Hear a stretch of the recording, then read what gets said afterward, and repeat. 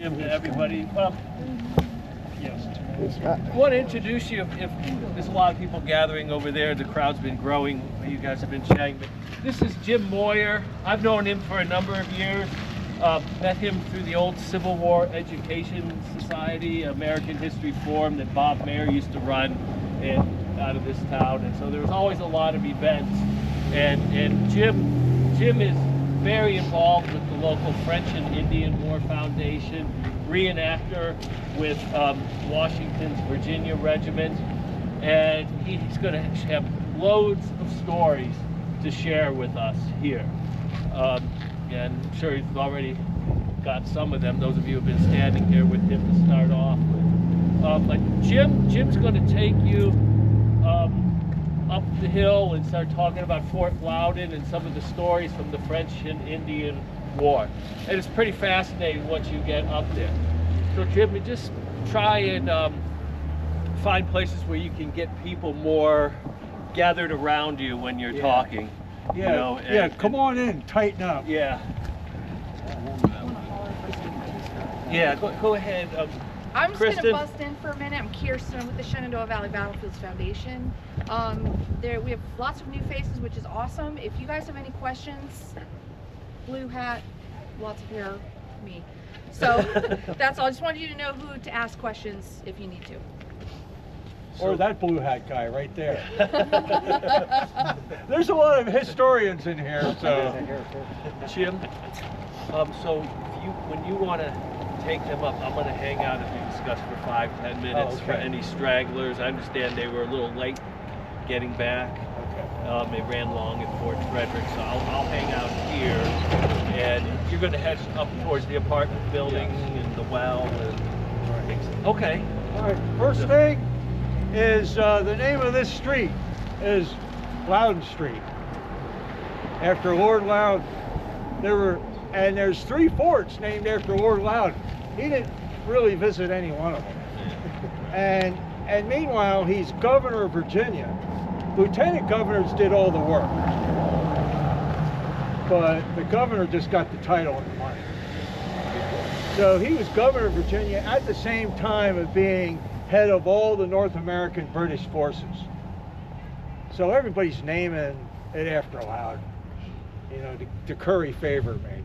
But this is Loudon Street, and he goes on to man an army that's far bigger than the one he did in North America here, and he goes to Portugal. So this is a worldwide war.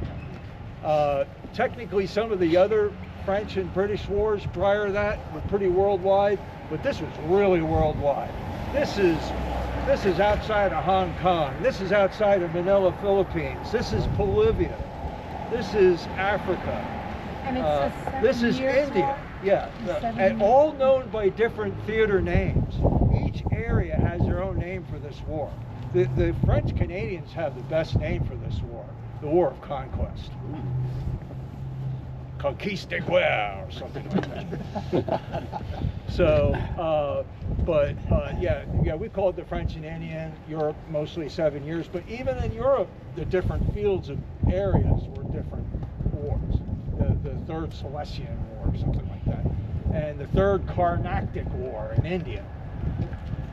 So they recently found a ship that was run by Robert Clive, where he's manning the British soldiers out there in India, but it crossed over to Bolivia, not Bolivia, but Uruguay and Montevideo, that bay in there, and they rousted that up, and that came from India. So it was truly worldwide, and it's the war, in some ways, bigger than the Rev War for being worldwide, but even the Rev War was kind of worldwide. But it really became the phrase, the sun never set on the British Empire after this war, the French and Indian War. That's where that came from. All right, I guess we'll start walking up here. And as you walk by, there's the prison where they kept in prisoners in the corner of that parking lot. They kept, they mistakenly put some of our Cherokee allies in there, causing an almost revolt of the whole Cherokee nation. So in a 2-year period, we might have had maybe about 1,000 Indian allies roll through here. And next door is the Indian Alley, which isn't named Indian Alley for nothing. Up a little bit so they can't hear around the back, because you're going around the corner, so everything a little wider. Okay, sure. And Sure. I went and checked it out back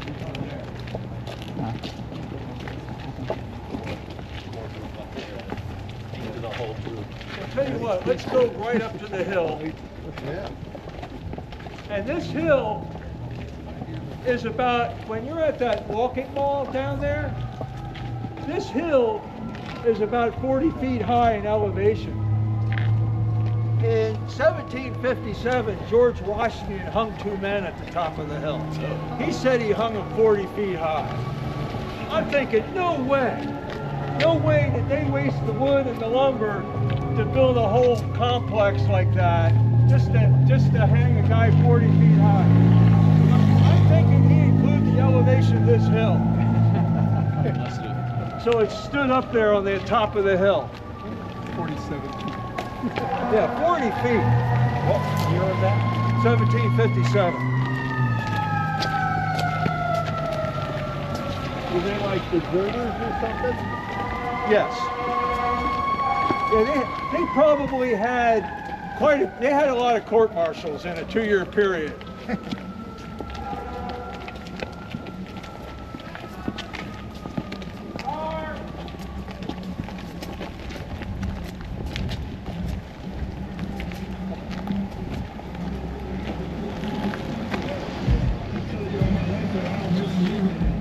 We're going to go all the way to the top of the hill.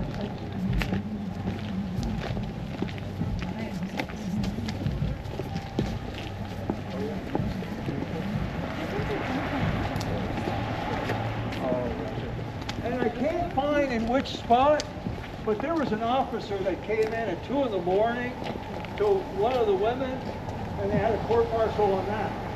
Saying he was, well, he said he was an officer, he really wasn't an officer. And he was haranguing one of the local nurses that was helping out the army. And then he hung. What was they hung? Pardon? Were Deserter. officers allowed to harangue women?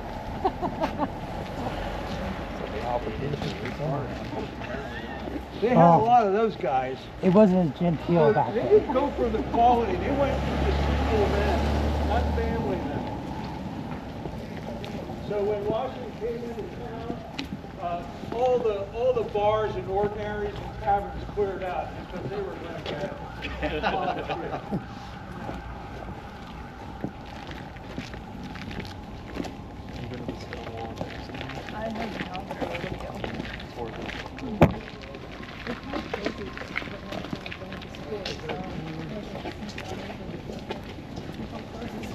Stonewall Jackson House. Yeah. No, not till April, May. Springtime's when it Season. opens. Okay. Yeah, seasonal. Yeah, I went But last it's summer. worth it. Yeah. Oh yeah. only to see it so badly. Yep. And they closed, they also opened during his birthday, but this year closed because of the snowstorm. Really? Okay. And it's free then. I think it's in, what is it, January or something? Oh really? Mm-hmm.